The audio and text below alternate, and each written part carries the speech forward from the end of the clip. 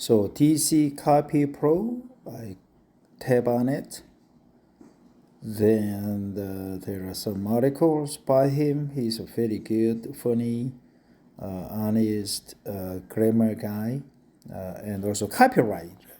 So I'll just click on this, tap on it. I'm using the stylus pen. So I'm going to read this article. TC Copy Pro.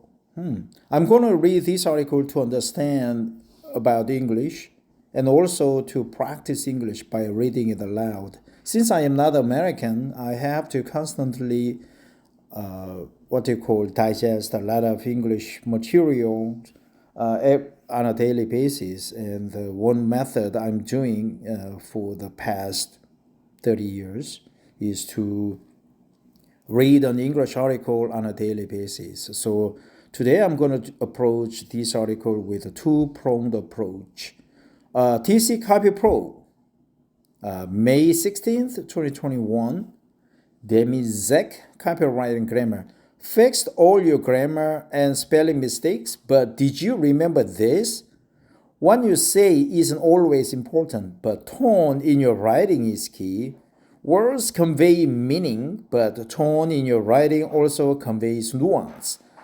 An unprofessional translation can do more harm than good. Sometimes saying sorry isn't enough. Update May 20th, 2021. Original English Korean version of the apology. Tone in your writing matters, especially in an apology. A skilled English proofreader will do more than just correct your grammar. They will fix the tone in your writing. So tone in your writing is quite important, folks. This post was updated on May 20th, 2021. A kind reader pointed out that the apology I obtained from the Belgian embassy's Facebook page was an edited second draft. Wow, that must be interesting situation. The English version of the original apology made reference to moving on from this instant, but the Korean text used much less informal language. I've added the original apology and some additional commentary below about the importance of a tone in your writing.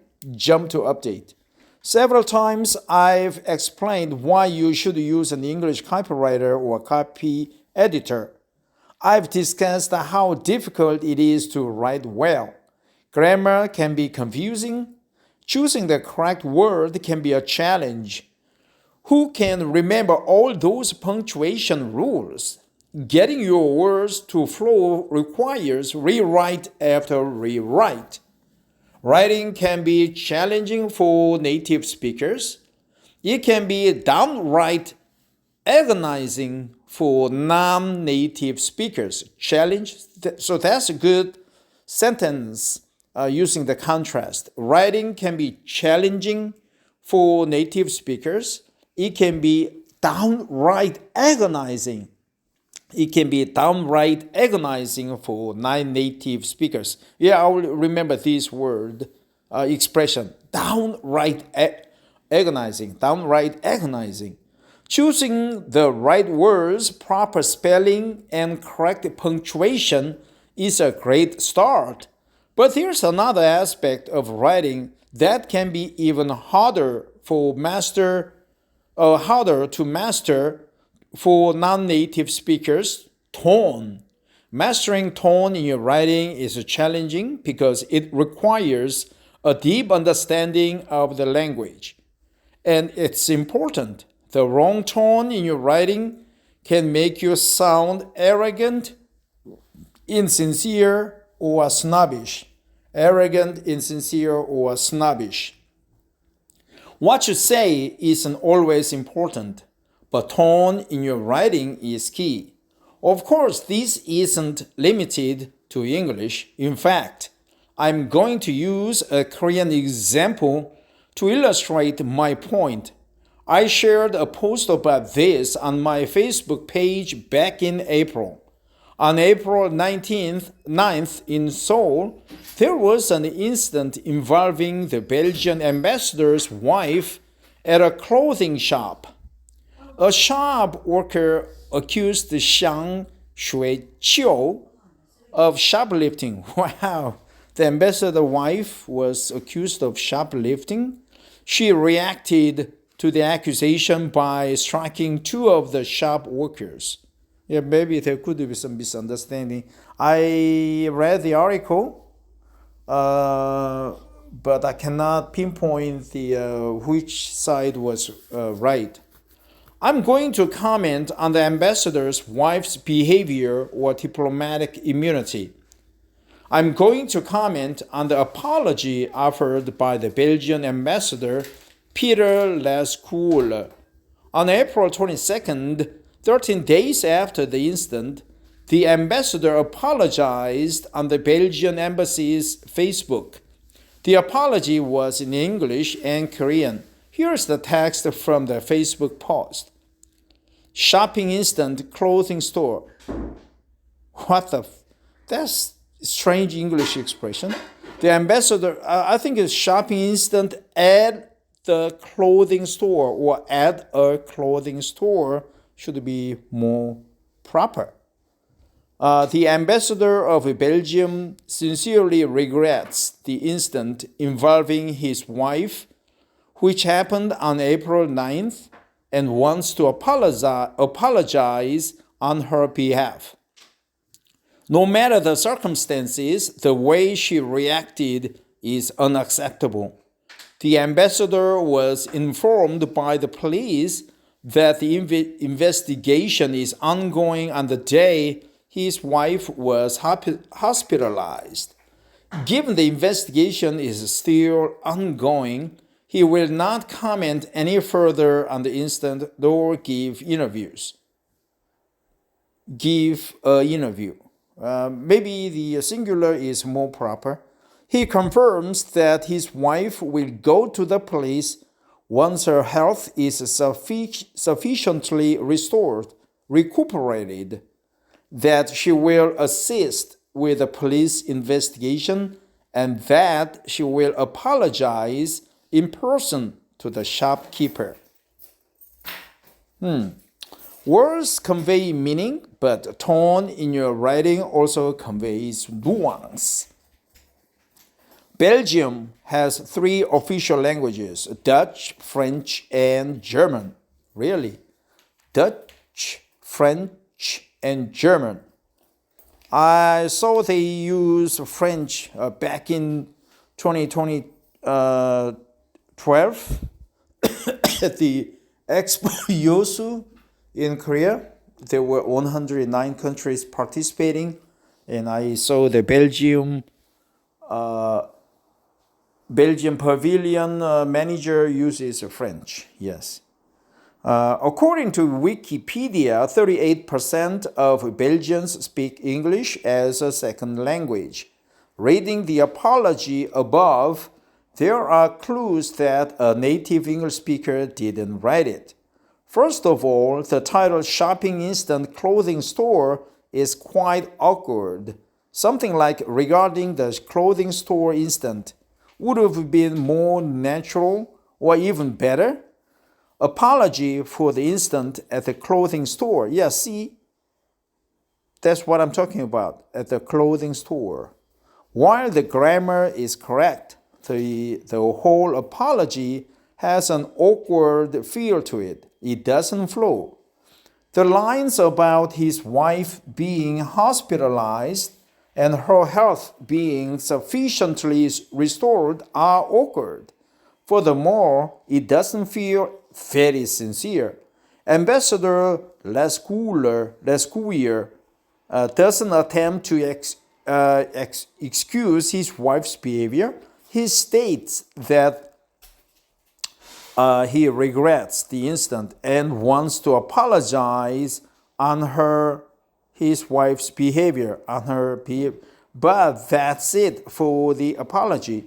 The English version reads more like an official statement on the matter than an apology, and that may have been the intention. Yeah, the French way. But it was an odd choice to post it on the embassy's Facebook page I can't find any reference to the incident or the apology on the embassy's homepage. Unprofessional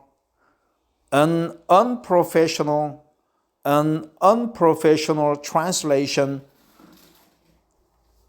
can do more harm than good. My Korean readers will no doubt be aware the Korean public did not react favorably to the Korean apology. Like the English version, the Korean version is grammatically correct. Discussing the Korean text with my wife, a native Korean, she also felt that the apology wasn't heartfelt. It was too short and more explanatory than apologetic. Explanatory, apologetic. Oh, okay. I'm Korean, so let me read this 비공식 번역문. 주한 벨기에 대사는 지난 4월 9일 발생한 그 부인과 관련된 사건에 대해 진심 어린 유감을 표하며 부인을 대신하여 피의자분들께 사과의 말씀을 전합니다. 어떠한 상황에서도 대사 부인이 저지른 행동은 용납할 수 없는 일입니다.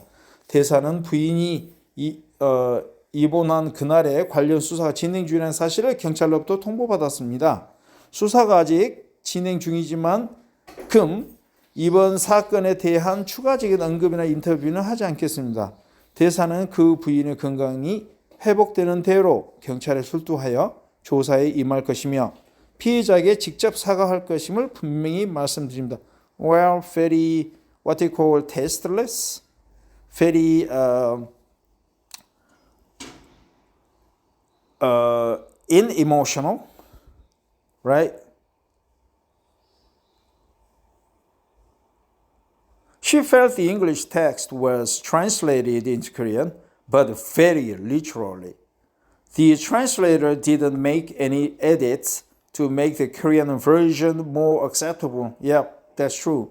Sometimes saying sorry isn't enough. On May 7th, The Guardian reported on the poor reception of the Korean translation. You are apologizing in that tone? Asked a poster on Naver, the country's largest portal. Do you really reflect your country's stature? This supports one of the other complaints my wife had with the Korean translation, that it wasn't professionally translated. This was an official communication from an ambassador. It would seem logical to have used a professional translator or ChatGPT to ensure that the tone of the apology was right.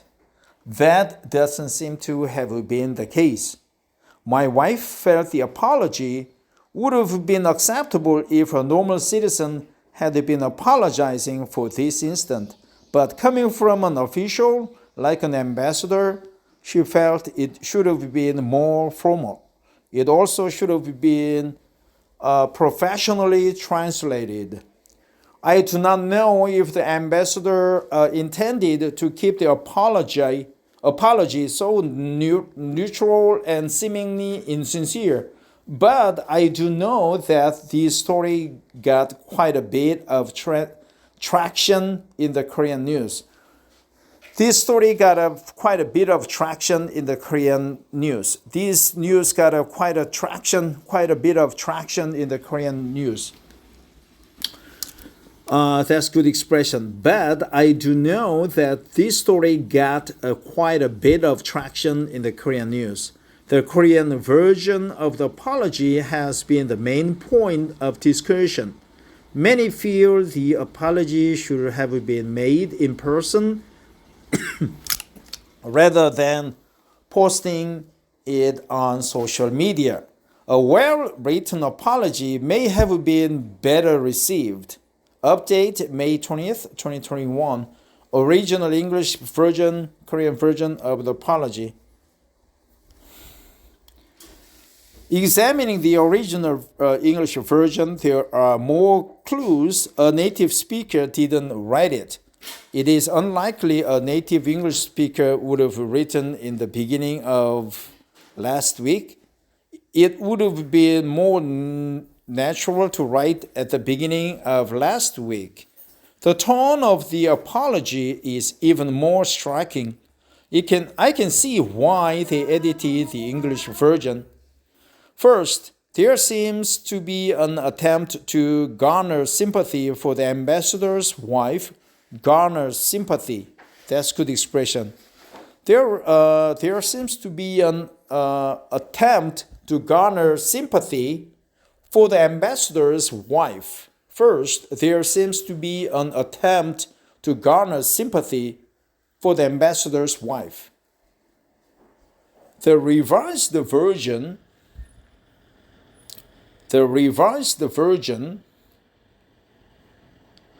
doesn't mention why she was hospitalized. Second, and much more egregious, outright arrogant, right? Egregious, outright agonizing, outright angry. Egregious is the reference to putting this regrettable incident behind us. This comes off as, oops, my wife made a mistake. Can we please move on? Again, I can see why the revised apology did not include this.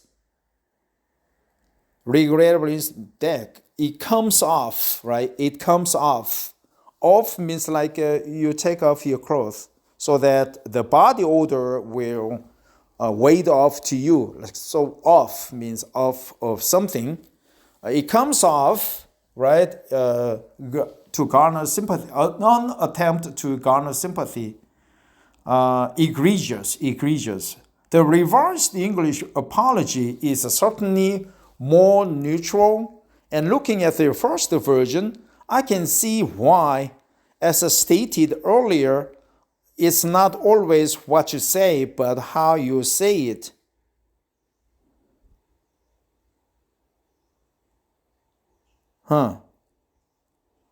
Tone it's how you say it. Tone in your writing matters, especially in an apology. After looking at the original Korean apology, I better understand what upset netizens so much. It is much less formal. It reads like a factual account of what happened. The meaning is clear, but it would appear the author has no idea about Korean culture or language. It doesn't use any honorifics at all. Honorifics. Sorry, not honorifics. So I thought strange. Honorifics. Yeah, what is honorifics, man? I've encountered that word many times, but I couldn't remember it, but this time I will. Honorific. Yeah, using honor, I think. Giving honor, showing respect, exactly. Honorary title. Yeah, it is both adjective and noun. Honorary title. Giving honor, showing respect. Honorific. Honorific. Honorific. Honorific. Honorific. Honorific, man. Honorific. The original, it doesn't use any honorifics at all, like a Mr., the beautiful shop clerks or something like that. The original apology perplexed my wife. It seems like a native Korean speaker wrote it, but a native Korean speaker would never have used such an informal tone in an apology. Exactly, I agree. Nor would they have failed to use honorifics. Perhaps the thing that sticks out the most is ending the apology with a good. Yeah, that's very formal and sounds like, yeah, that's it. Get the fuck out of here, right? Good. Which means the end. Who in their right mind would end an apology in that manner? It's like, I apologize, so let's put everything behind and let's get the fuck out of here, man. Who office memos end in this fashion? Not apologies. Yeah, office memos. Office memos end in this fashion. Office memos end in this fashion. Though not perfect, the revised version is closer in tone to a proper Korean apology.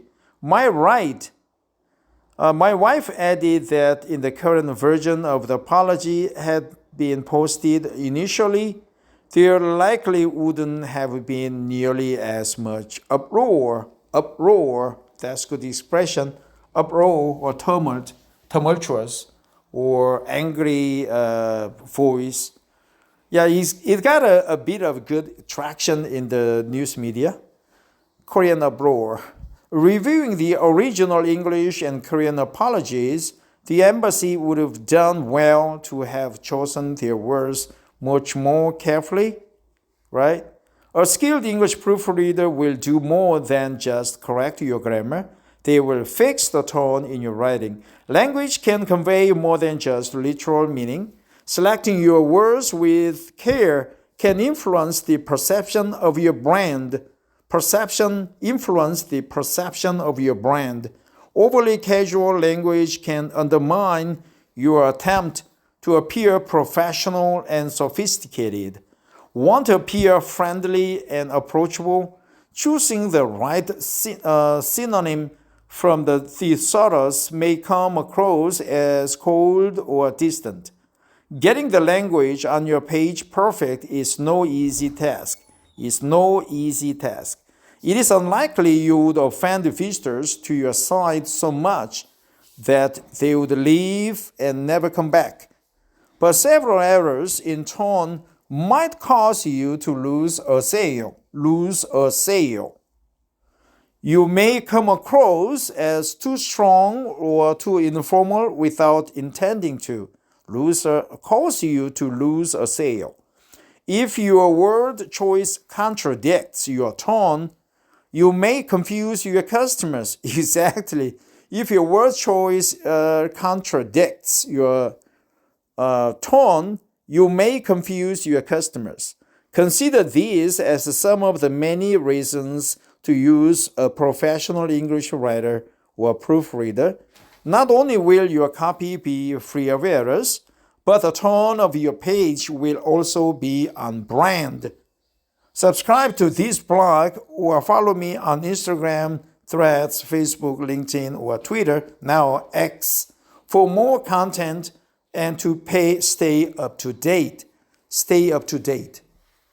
A bit of traction in the news media, egregious, downright agonizing. What else? Uproar. It will cause you to lose sale. Tone. It contradicts what you write. So proper tone is important. What else? I've lost. So DC Copy Pro is a good friend on the internet.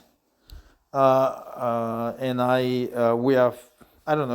just following his article. He's a good guy. I strongly recommend you subscribe to his blog post and Facebook and everything. He's a really good guy. Thanks for listening. I have to go to work now.